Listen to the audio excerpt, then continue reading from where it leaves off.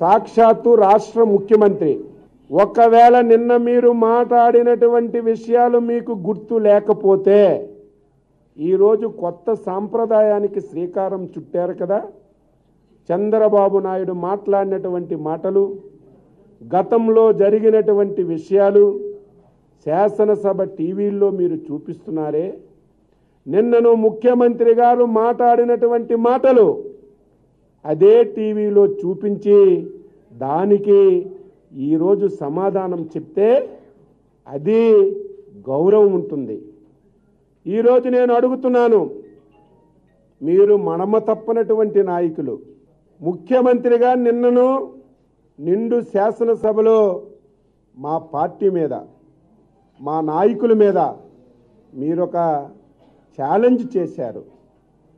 Telugu Desam party 2014లో అధికారంలోకి వచ్చిన తరువాత 2014 నుంచి 2019 సంవత్సరం వరకు ఈయనే ఇప్పుడే ఆకాశం నుంచి దిగొచ్చినటువంటి ముఖ్యమంత్రిగా, ఇప్పుడే ఈ రాష్ట్రంలో ప్రభుత్వం ఏర్పాటు చేసినటువంటి ముఖ్యమంత్రిగా నిన్నను తెలుగుదేశం పార్టీ పరిపాలనలో రైతాంగానికి వడ్డీ లేని రుణాలు సిల్లి గవ్వ కూడా ఇవ్వలేదని సాక్షాత్తు రాష్ట్ర ముఖ్యమంత్రి మనందరి సాక్షిగా 5 కోట్ల ప్రజల సాక్షిగా నిన్న చెప్పినటువంటి విషయాన్ని గుర్తు చేసుకోమని చెప్తున్నాను.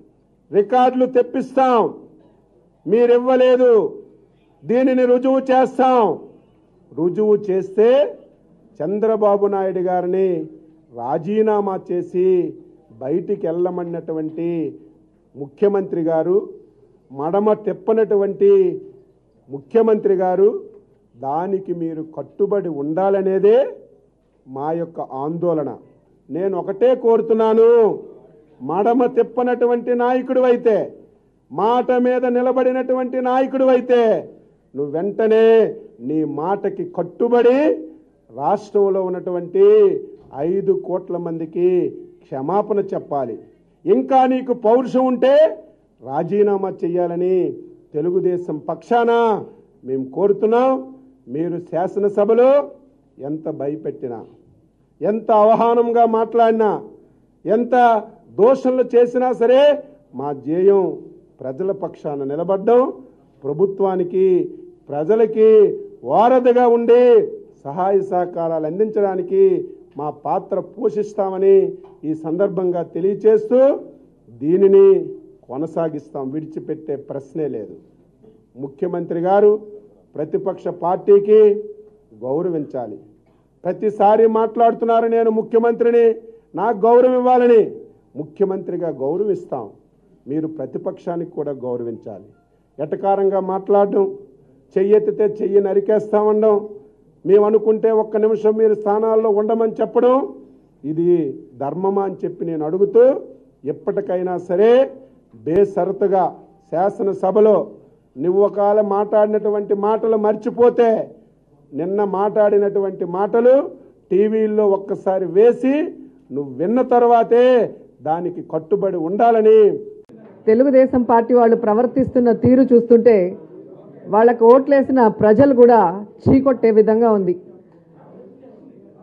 ఈరోజు మాట్లాడుతున్నారు సభా సాంప్రదాయాలు, సభా విలువలు అంటూ.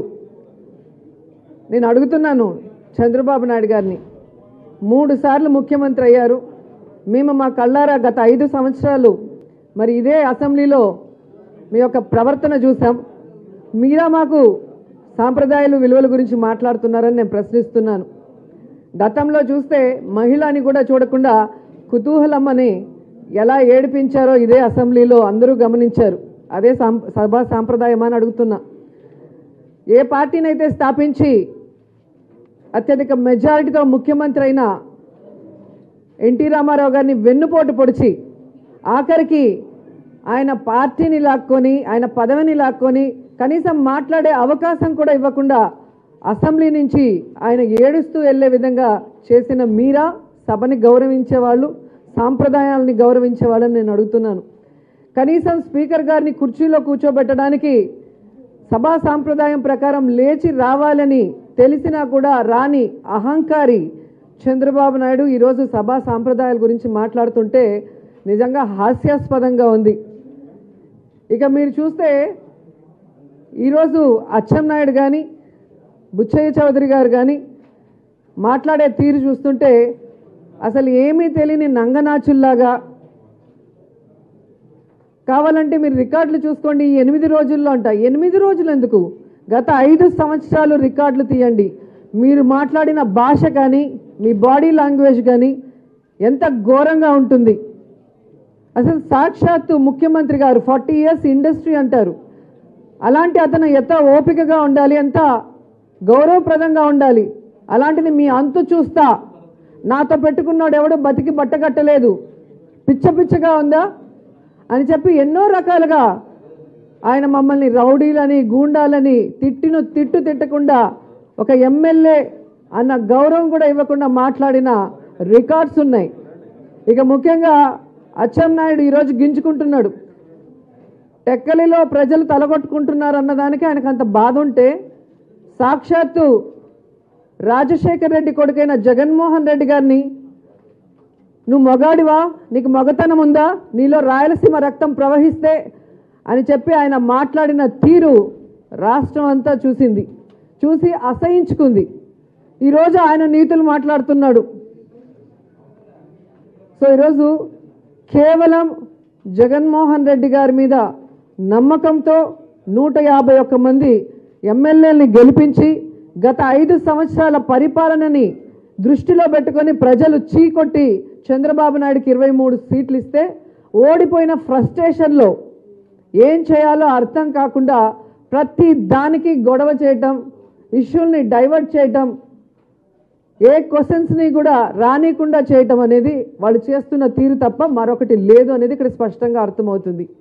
ఎందుకంటే ఈరోజు బడ్జెట్ని డిస్కస్ చేస్తే ఖచ్చితంగా చంద్రబాబు నాయుడుని ఈ రాష్ట్ర ప్రజలందరూ కూడా అసహించుకుంటారు. ఎందుకంటే ఇంత అనుభవం ఉందని చెప్పుకున్న వ్యక్తి గతంలో ఏం బడ్జెట్ పెట్టాడు, ఏ వర్గానికి న్యాయం చేశాడు, ఈరోజు చిన్న వయసు అయినా కూడా తన పాదయాత్రలో తను విన్న కష్టాల్ని మనసులో పెట్టుకొని వారందరికీ న్యాయం చేయాలని ఈరోజు రూపొందించిన ఆ బడ్జెట్ చూసి చంద్రబాబు నాయుడికి దిమ్మ తిరిగిపోయింది. అందుకే ప్రతిపక్ష నాయకుడు మాట్లాడాల్సి ఉంటే మొదటగా ఆయనే మాట్లాడాలి బడ్జెట్ మీద.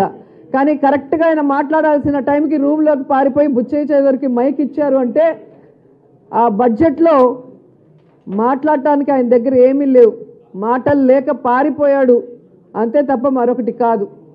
ఎందుకంటే ఈరోజు వచ్చి ఇక్కడ మాట్లాడారు ఇప్పుడే శాసన మండలి సభ్యులు కొంతమంది, రైతులు ఆత్మహత్యలు చేసుకుంటున్నారు, తాగడానికి నీళ్లు లేవు, విత్తనాలు లేవని. ఇదంతా ఎవరి పాపం అండి? 5 సంవత్సరాలుగా అధికారంలో ఉండి రైతుల్ని విస్మరించి కరువు కంటిన్యూస్గా ఉంటే ముందస్తు చర్యలు ఏమీ తీసుకోకుండా మీ ఇష్టానికి మీరు చేయటం వల్ల కదా ఈరోజు ఈ పరిస్థితి వచ్చింది.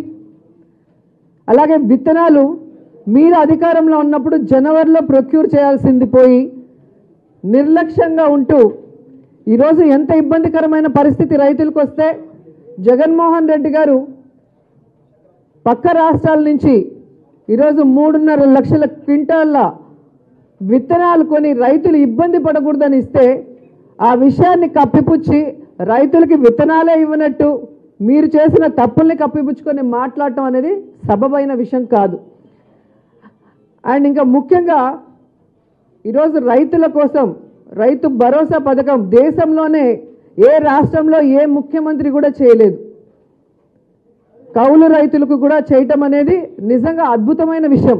దాన్ని ఖచ్చితంగా ఎవరైనా హర్షించాల్సిందే. అలాంటి అద్భుతమైన పథకాల్ని ఇచ్చిన జగన్మోహన్ రెడ్డి గారిని కనీసం మీరు కంగ్రాట్ చేయకపోతే పర్లేదు, కానీ ఇలా అసత్యపు ప్రచారాలు, విత్తనాలు ఆయన వల్లే, నీళ్ళు ఆయన వల్లే, గడ్డి ఆయన వల్లే రాలేదు అని చెప్పటం అనేది జనాలు ఎవరు పిచ్చోళ్ళు కాదు. ఇప్పుడు అందరూ కూడా అవేర్నెస్ ఉంది అన్న విషయాన్ని కూడా వాళ్ళు తెలుసుకోవాలి. అలాగే మీరు చూస్తే అమ్మఒడి పథకం ఈరోజు దేశంలో ఎవరికీ రానటువంటి ఆలోచన, బాల కార్మిక వ్యవస్థని సమూలంగా నాశనం చేయాలని పిల్లల్ని స్కూల్కి పంపించే విధంగా తల్లికి అమ్మఒడి పథకం 15,000 ఇస్తుంటే అది చూసి భరించలేరు, దానికి ఏదో ఒకటి మాట్లాడతారు. సో ఇవన్నీ ఒక ఎత్తు అయితే, ఇప్పుడే బ్రేక్ ఇచ్చే ముందు వాయిదా తీర్మానం అంటూ ఒకటి తీసుకొచ్చారండి. దేని మీద వాయిదా తీర్మానం తీసుకురావాలో కూడా అర్థం కాని పరిస్థితిలో ఏదో ఒకటి పెట్టి మాకు అవకాశం ఇవ్వలేదని గొడవ చేయాలన్న ప్రయత్నం చేస్తున్నారు, కానీ మరొకటి చేయట్లేదు. ఇప్పుడు వాయిదా తీర్మానం పెట్టారు శాంతి భద్రతల మీద. వైఎస్ఆర్సీపీ నాయకులు కార్యకర్తలు తెలుగుదేశం పార్టీ వాళ్ళ మీద దాడులు చేస్తున్నారంట. మీ పోలీస్ రికార్డులలో చూడండి, మీ పోలీసులే ఇంకా ట్రాన్స్ఫర్లు ఇప్పుడే జరుగుతున్నాయి. వాళ్ళ రికార్డులలోనే టీడీపీ వాళ్ళు వైఎస్ఆర్సీపీ వాళ్ళ మీద దాడులు చేశారు, అధికంగా గాయపడింది వైఎస్ఆర్సీపీ నాయకులు అని చెప్పి రిపోర్ట్స్ ఉన్నాయి. రక్తం రుచి మరిగిన పులి నోటి నిండా రక్తం పెట్టుకొని నా మీద దాడి చేసింది అని గగ్గోలు పెట్టినట్టు తెలుగుదేశం పార్టీ వాళ్ళే ఓడిపోయిన ఫ్రస్ట్రేషన్లో వైఎస్ఆర్సీపీ నాయకుల్ని కొట్టేసి మళ్ళీ మా మీద దాడులు జరిగాయి అని చెప్పడం ఎంతవరకు సమంజసం అని నేను అడుగుతున్నాను. వ్యక్తిగత కారణాల వల్ల వాళ్ళు ఎవరో కొట్టుకుంటే వాటికి పార్టీల్ని పులిమి వాటిని మానెత్తిన పొలవటం ఎంతవరకు సమంజసం అని నేను అడుగుతున్నాను. నేను సూటిగా చంద్రబాబు నాయుడు గారిని ప్రశ్నిస్తున్నాను, మీకు శాంతి భద్రతల విషయం ఇప్పుడే గుర్తొచ్చిందా? మీ రౌడీ ఎమ్మెల్యే చింతమనేని గారు వనజాక్షిని ఇసుకలో వేసి కొట్టినప్పుడు ఎందుకు వాయిదా తీర్మానం మేము ఇస్తే తీసుకోలేదు? ఎందుకు దాని మీద డిస్కషన్ చేయలేదు? శిక్షించాల్సిన మీ ఎమ్మెల్యేని శిక్షించకుండా వనజాక్షి గారిని పిలిపించి బెదిరించి సెటిల్మెంట్ చేసిన మీరా శాంతి భద్రతల గురించి మాట్లాడేది? కాల్మనీ సెక్స్ ర్యాకెట్లో మీ ఎమ్మెల్యే మీ ఎమ్మెల్సీలు ఉన్నారన్న కారణంతో ఆడవాళ్ళ జీవితాలు వ్యభిచార కూపంలో పోతున్నాయని కంటిన్యూస్గా 2 రోజులు వాయిదా తీర్మానం ఇస్తే ఈ విషయం గురించి డిస్కస్ చేయనీయకుండా నా మీద నిందలు వేసి నన్ను 1 year సస్పెండ్ చేసిన మీరా శాంతి భద్రతల గురించి మాట్లాడుతున్నది?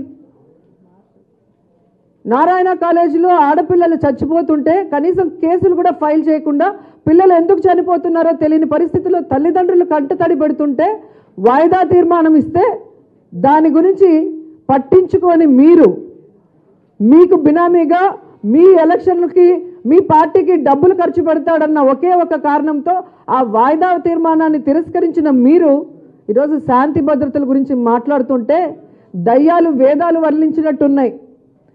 సో దయచేసి చేసిన తప్పులకి ప్రజలు మీకు బుద్ధి చెప్పి 123 సీట్ల నుంచి 23కి తీసుకొచ్చారు. 3 సీట్లకు వెళ్ళొద్దండి.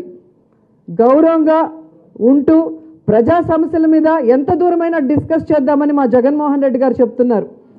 ముందు రోజు అయిపోయిన సబ్జెక్టు కూడా మరుసటి రోజు మీరు కోరితే ఎక్కడా కూడా జరగనటువంటి విధంగా మళ్ళీ మీకు అవకాశం ఇస్తున్నారు.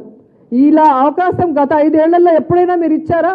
కనీసం ప్రతిపక్ష నాయకుడికి కూడా మైక్ సరిగ్గా ఇవ్వని మీకు ప్రతి ఇష్యూ మీద డిస్కస్ చేసే అవకాశం ఇస్తుంటే కూడా ఇప్పటికీ కూడా అదే విధంగా మీరు సభను డైవర్ట్ చేసే విధంగా రౌడీజం చేస్తూనో లేకపోతే అసత్యపు ప్రచారాలు చేస్తూనో ముందుకు వెళ్ళాలనుకుంటే మాత్రం ప్రజలు హర్షించరు.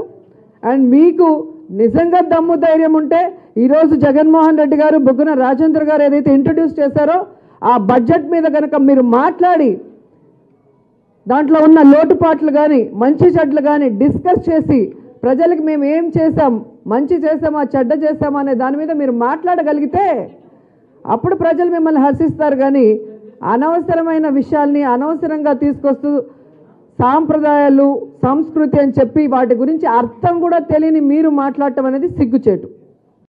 హాయ్ ఫ్రెండ్స్, మా టుడే టుమారో యూట్యూబ్ ఛానల్ చూస్తున్నందుకు చాలా థ్యాంక్స్. మరిన్ని లేటెస్ట్ వీడియోస్ కోసం వెంటనే సబ్స్క్రైబ్ చేయండి. అలాగే ఈ బెల్ ని కూడా రింగ్ చేసేయండి. మా నోటిఫికేషన్స్ అన్ని మీ మొబైల్లో వస్తాయి. అలాగే మా వీడియోస్ మీకు నచ్చితే లైక్ చేయండి, షేర్ చేయండి, నచ్చకపోతే కామెంట్ చేయండి.